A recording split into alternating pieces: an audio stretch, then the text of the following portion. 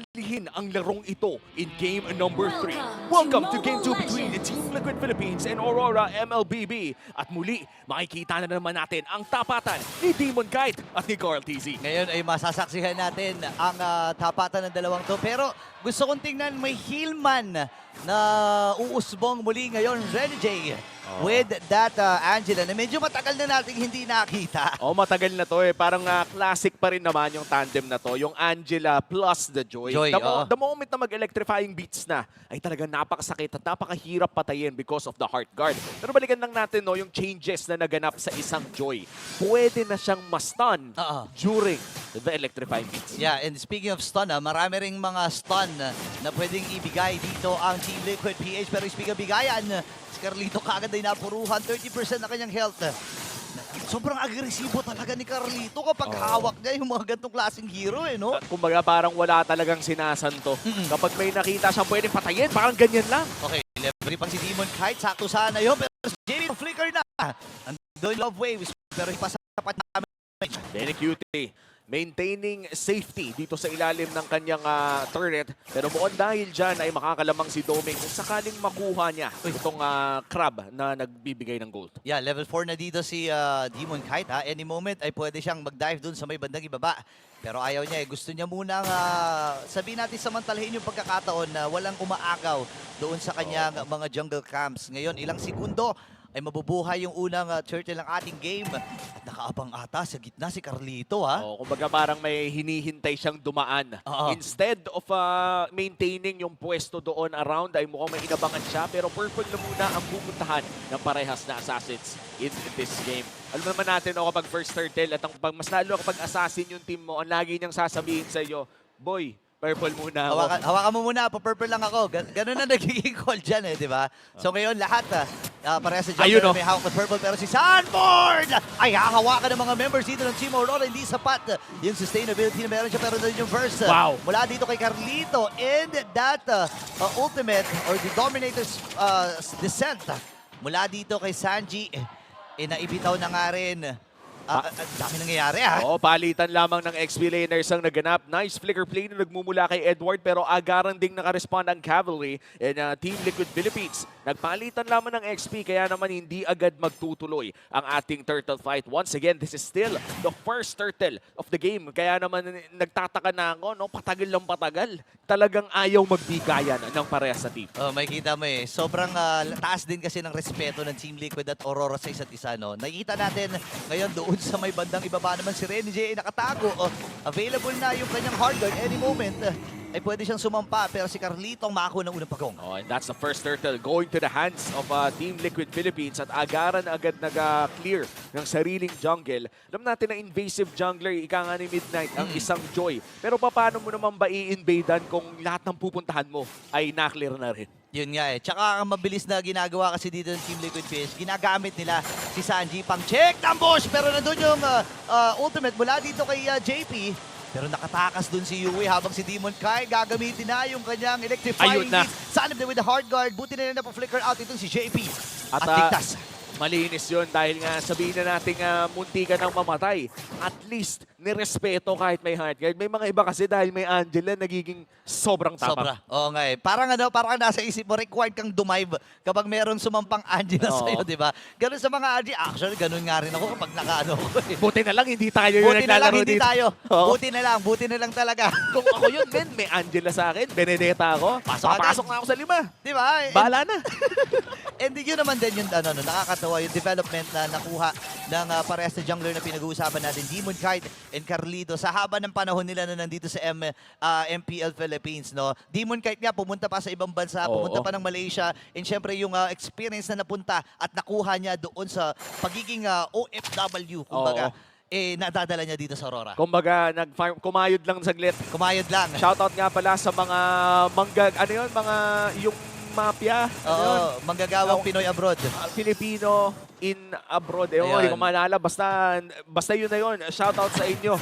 Grabe ang mga kayod ng mga OFW natin na, by the way, ang daming nanonood ng MPL Philippines na kumakayod sa ibang bansa. Sobrang respetado kayo Yun. dito.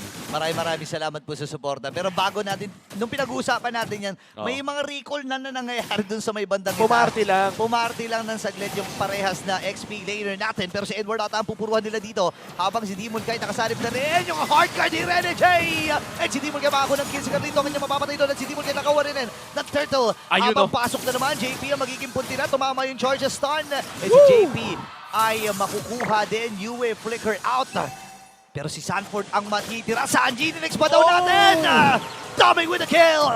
Grabe naman yun si Demon Knight. Nagpatugtog na underneath the turtle. Electrifying hits doing 3 things at once. Bukod sa bumabawa sa dalawa, ay nasecure din ang turtle at higit sa lahat ay naprotektahan pa siya ng Angela nila. That was a great team fight coming in from Rora. Kakaiba ang galawan at ibang klaseng pagpatong ang binigay ni Rene J doon. Oo.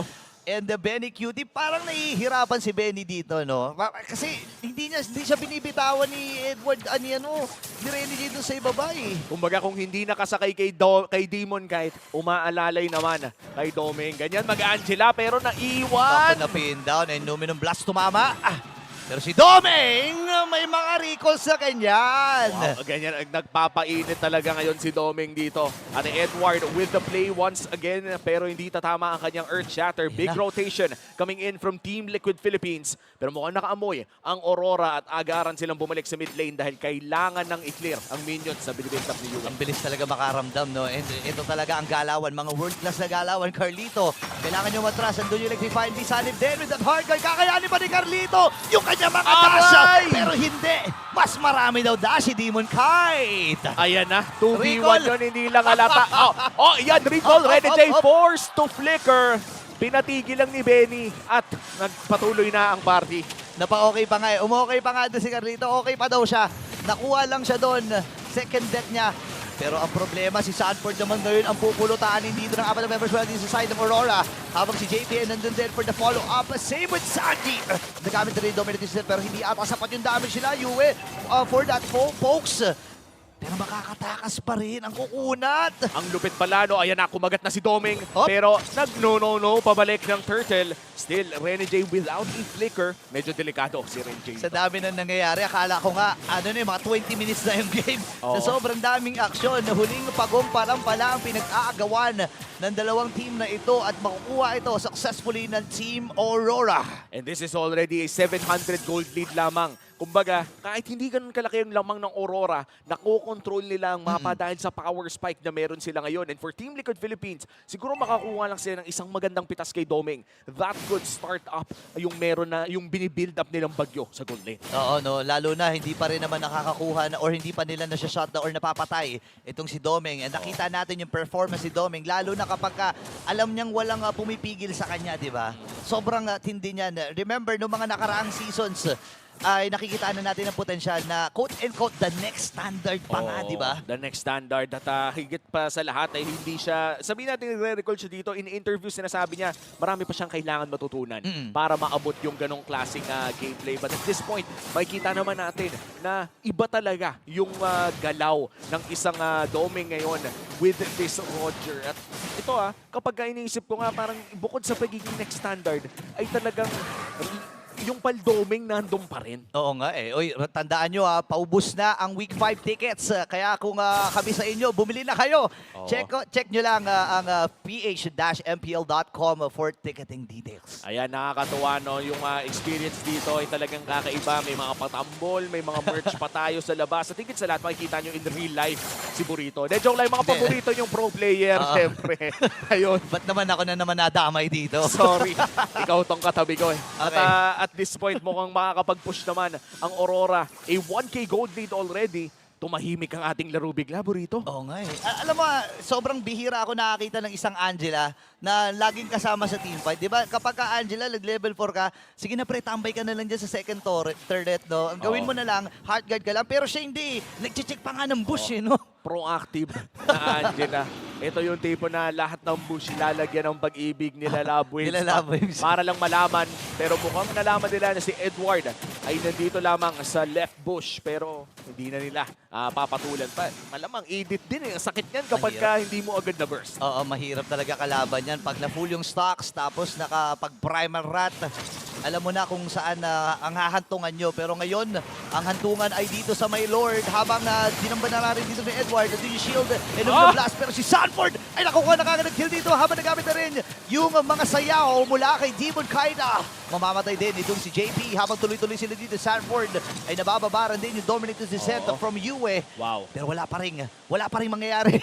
Oo, napakaganda din ng ginawa ng Team Liquid doon. Agarang pumasok si Edward with a flicker play pero nagkaroon ng palitan. Naanot ni Doming dito si Carl Tizzy. At mukhang yung purple buff ay i-contest ng Aurora. Ang tanong, alam ba ni Carl na nandun si Doming? Nakita na niya si Doming dito. Makukuha ba? Okay. Na-secure ito ni Carlito. Pero humiwalay muna ang Aurora. Nagwatak-watak muna sila dito. Kuha ng objective flow ng lanes. Dahil nga naman pwede na nilang simulan itong Lord na to. And this is still a level 1 Lord. Wala pa tayo sa oras na Luminous ito, yung dumadamba sa mga tore. So ito yung basic na Lord. Yung tipo na pag nabigay mo, hindi pa kayo masyado malulungkot.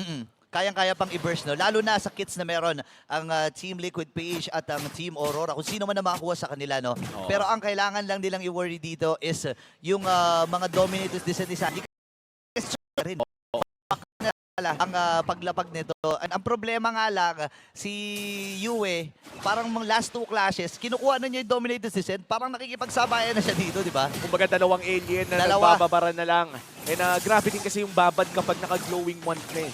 Yung tipo na una, hindi mo masyadong mararamdaman, pero kapag tumatagal, mas lalo umiinit. Yung tipo na kapag kumakain ka ng mga spicy noodles, unang kagat, masarap. Pero pagka 2 seconds, 3 seconds, ayun na, ramdam mo na ang apoy. Parang gano'n, matubig, gano'n na kagad. Ako, rektagatas na, tol. Rektagatas na. Rektagatas na, naiiyak. Every once in a while, bumibili ako ng spicy noodles, nare-realize ko na kung bakit once in a while ko lang ginagawa. And at this point, once in a while na nga lang bang gagalaw ang Lord na to dahil malapit na mag-upgrade. Ito yung pag tinigilan ni Rene J, magbabagong anyo to. Oo nga, ayaw nila pa-reset to kasi binibait nga lang nila pero magkakaroon ata ng salubungan dito sa Lord na ating pinag-uusapan, Sanford and Doming.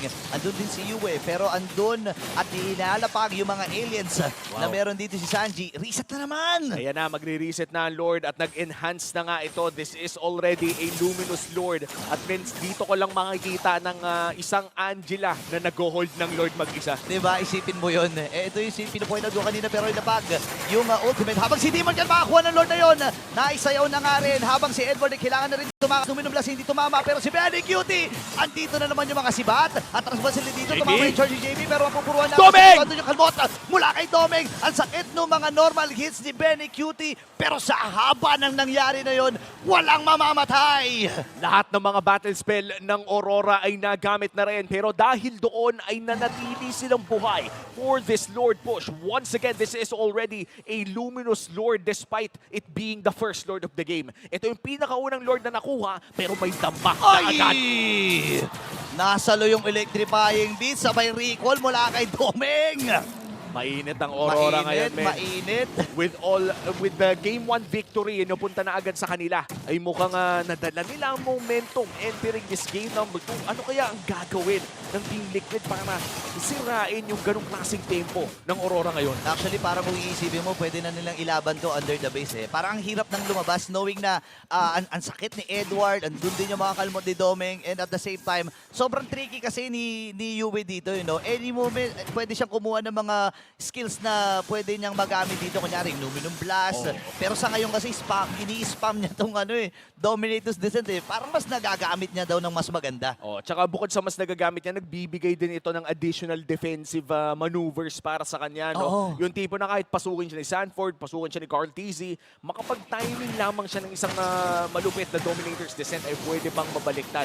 And I think statistically speaking, no, kapag nakikita natin si Yue playing this Valentina against a Zask, kadalasan talaga ay Dominator's Descent ang kanyang pinipili. Yeah, and sa haba ng panahon na nakikita natin si Yue, nakita nga natin kanina, di ba, yung sa statistic, ito yung may pinakamaraming games played ni Yue. So talagang hindi mo pwedeng questionin ang expertise ng player na ito pagdating sa Valentina na ngayon ay kumukontrol lang doon sa may gitnang river. Pero ang kailangan gawin ng Team Liquid dito ay maghanap muna ng trade. Maghanap muna ng ganap. Dahil pwedeng i-freeze na lang ito ng Aurora eh. Oh, tsaka with a 5K gold lead, ito na yung ramdam mo di ba? Kapag may team fight, ramdam mo na may konting kalamangan talaga ang kalaban mo, mas masakit, mas makunat at iba pa. And for Team Liquid, may kapangyarihan naman silang pumitas eh. You have JP on this Lolita and you have Carl TZ, nandiyan pa rin naman ang burst damage. And in fact, pwede pa nga nilang idaan ng side lane to. You have the Moskov and the Nolan. And kung side lane lang naman ang laruan, I think Team Liquid ang pinakabatikan na user ng strategy na yan. Oo nga, no? Ilang beses na nating nakita Benny Cutie with this Moskov. And ang kagandahan kasi sa Moskov, kahit iwan mo sa lane, no? Pwedeng sumama with that Spear of Destruction. No? Basta lang tatama, yun lang Oo. ang prerequisite doon. Tama. Kailangan lang talagang tumama niya. At alam naman nating asintado ito si Benny Cutie, kaya naman siya ang magdedepensa doon sa may bandang itaas. Sisimulan na ng Aurora ang Lord. JP looking for the angle. Ikakasa na nga ba ang Numenon Blast o may inaantay pa ba sila? Okay, 15k yung buhay ng Lord. Pwede nang ilapag dito yung Glorious Pathway any moment. Andun rin yung mga alien mula dito kay Sanji at si Benny Cutie ay patransition na rin dito sa may bandang Lord. Ilan na ang buhay ng Lord dito na ilapag ng Glorious Pathway. At si Demon Knight pa rin! Ang magwawag dito sa Lord na yon. Mamamatay na si JP. Sino magiging next? Carlito na ang hinahabol ni Domeng. Kalmot. At si Sanford naman na magiging next sa target. Tatlo ang babagsak. Ilalaban na ni Benny Cutie pero hindi niya kakayanin. Courtesy of Freddy J. At si Sanji ang kanilang hinahabol dito, Winter's Crown. At kailangan na tumakas si Sanji dito. Paano siya tatakas kung hahabulin siya ng 4 ng members ng Team Aurora? At ito ay itatawag na nila as wipeout. At nagsisimula na ang pagliwanag ng Aurora. Malinis na sweep ang ating nakita mula